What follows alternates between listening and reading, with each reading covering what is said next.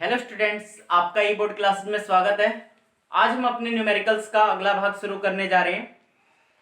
जैसा कि एक बच्चे ने अभी पिछले लेक्चर में ये पूछा था कि जो मैंने क्वेश्चन कराया था उसका आंसर बता दें। तो क्वेश्चन था कि एक प्रथम कोटि की अभिक्रिया का अर्ध आयु काल 60 मिनट है, कितने समय में अभिक्रिया 90% पूर्ण हो जाएगी। तो इसका आंसर जो है, टाइम जो है 199.39 मिनट है। अगेन इसका आंसर 199.39 मिनट है। ठीक है, तो हम अगला क्वेश्चन करने जा रहे हैं। क्वेश्चन है, एक प्रथम कोटि की अभिक्रिया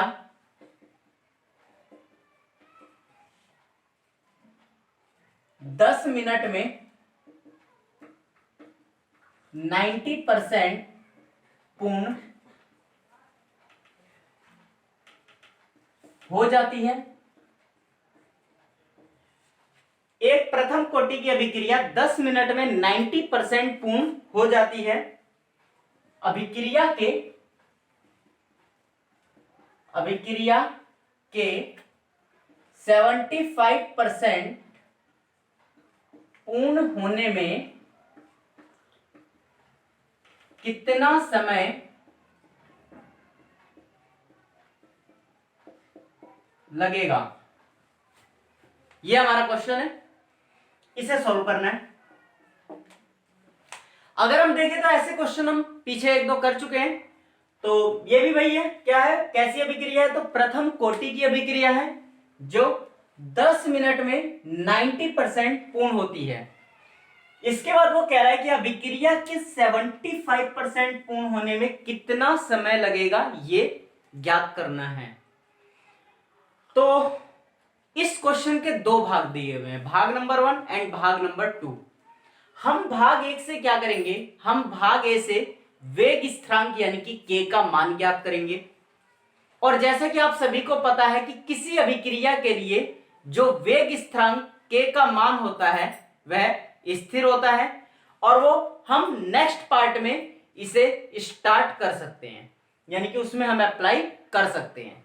तो क्या है, नॉर्मली अगर हम देखें तो क्या गिवन दिया है, तो गिवन है a इक्वल टू 100%। बता चुका हूं कि अगर परसेंटेज है तो परसेंटेज में मैक्सिमम कितना होता है, 100 होता है। इसके बाद x बराबर कितना है, 90%।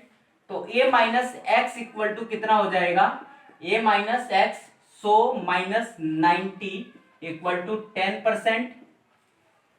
और t बराबर भी हमें कितना दिया हुआ है, 10 मिनट दिया हुआ है। तो ये तो हमारे लिए बहुत आसान होने वाला है। तो क्या हो जाएगा, k equal to 2.303 upon t log a upon a minus x. k equal to 2.303, t का मान कितना हो जाएगा हमारा, t का मान 10 log a का मान कितना 100 और a माइनस एक्स का मान कितना 10। तो ये गया, k इक्वल टू आ जाएगा 2.303 अपॉन 10 इंटू log 10। जैसा कि आप सभी जानते हैं कि log 10 की वैल्यू 1 होती है, तो k इक्वल टू हो जाएगा 2.303 अपॉन 10 इंटू log 10 की वैल्यू 1। इक्वेशन 1 हो गया। हमें पूरा सॉल्व करने की जरूरत नहीं है, क्योंकि उसने हमें ये नहीं कहा कि वेग स्थिरांक का मान ज्ञात कीजिए। वो तो ये कह रहा है कि अभिक्रिया का जो 75% पूर्ण होने में कितना समय लगेगा, इसके लिए हमें टाइम बताइए। तो हम अपनी कैलकुलेशन को आसान करने के लिए इस पार्ट को इतना ही छोड़ देंगे। अब हम इसमें इसका दूसरा भाग करते हैं। अब दूसरा भाग अगर देखें तो उसमें क्या होगा, साइड में करते हैं। दूसरे भाग में फिर से, क्योंकि 75% वाले के लिए बात कर रहे हैं, तो a इक्वल टू 100% हो जाएगा, x इक्वल टू हमारा 75% हो गया। तो a minus x equal to कितना हो जाएगा, 100 माइनस 75 इक्वल टू 25%, ये हो जाएगा हमारा। इसके बाद अगर हम देखें तो k का मान तो हमारा यही हो जाएगा यहाँ पे सेम, क्योंकि किसी अभिक्रिया के लिए जो k का मान होता है वो क्या होता है, स्थिर होता है। तो जो एक बार k का मान निकालेंगे वो यहाँ पे अप्लाई कर सकते हैं। तो k इक्वल टू हो जाएगा हमारा 2.303 upon t log a upon a minus x, ये होता है।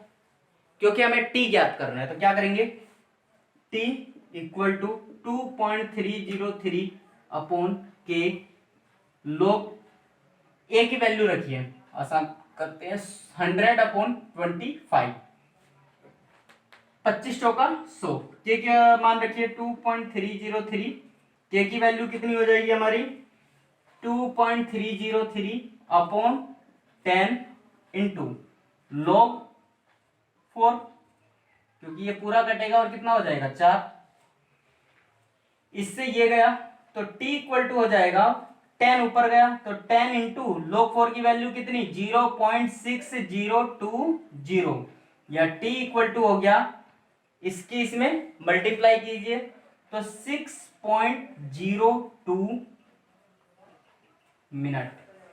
तो ये हमारा इस क्वेश्चन का आंसर होगा। आई थिंक आपको ये क्वेश्चन क्लियर हुआ होगा। देख लें, इसमें मल्टीप्लाई किया है और हमने 75% के लिए टाइम भी निकाल लिया है।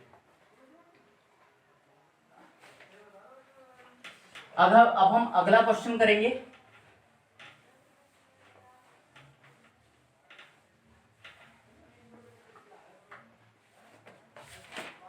जो नेक्स्ट क्वेश्चन है इसमें बोल रहा है कि किसी प्रथम कोटि की अभिक्रिया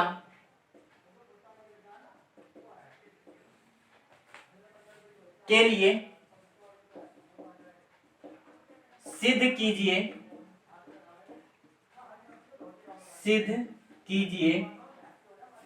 कि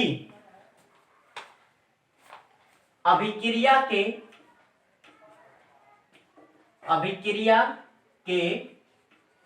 99.9% पूर्ण होने में लगा समय, अभिक्रिया के 99.9% पूर्ण होने में लगा समय अर्ध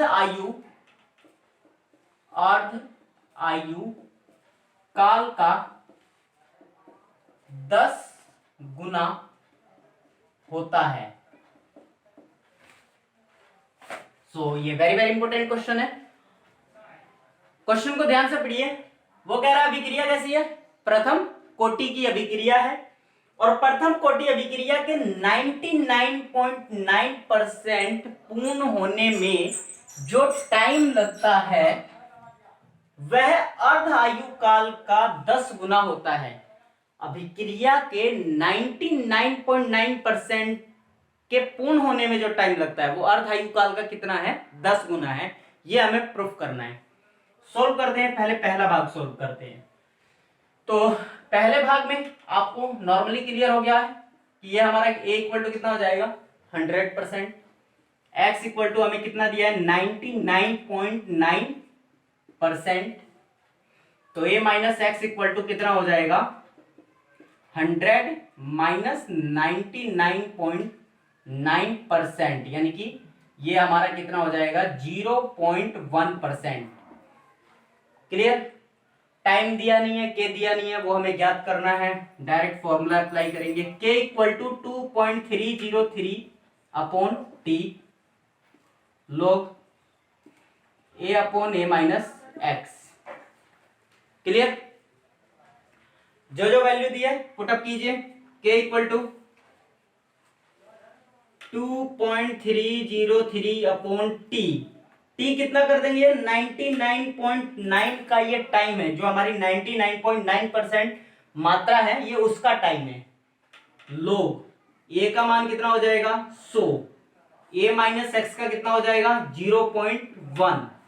जैसा कि आप सभी को पता है कि ये जो 0.1 है ये ऊपर जाएगा और ऊपर क्या हो जाएगा 1000, तो के इक्वल टू हो जाएगा 2.303 अपॉन टी 99.9 लोग 10 की पावर 3 कर सकते हैं डायरेक्ट, या k इक्वल टू हो जाएगा 2.303 upon t 99.9 into 3 log 10।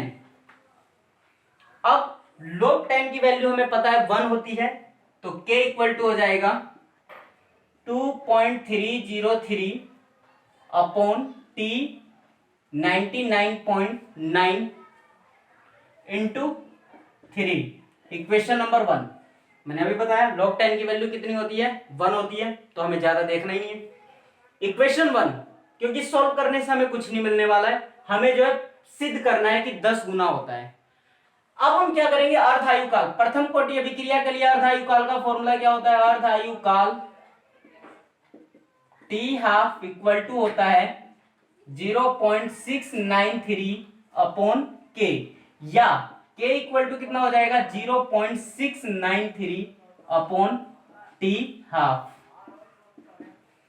I think ये कॉन्सेप्ट आपको क्लियर हो गया होगा। इक्वेशन नंबर 2 मैं आपको कई बार बता चुका हूं कि किसी प्रथम कोटि अभिक्रिया के लिए जो वेग स्थिरांक का मान होता है वह स्थिर होता है, यानी कि जो वेग स्थिरांक का मान हम एक बार निकाल लेंगे वही वेग स्थिरांक का मान पूरी अभिक्रिया के लिए क्या हो जाएगा, स्थिर हो जाएगा। तो अगर हमने यहाँ पे नहीं निकाला है, लेकिन मतलब तो यही है ना कि ये जो दोनों के हैं ये आपस में क्या है, बराबर हैं, क्योंकि अगर मान इसका 10 भी आता तो इसका भी मान क्या होता, 10 होता।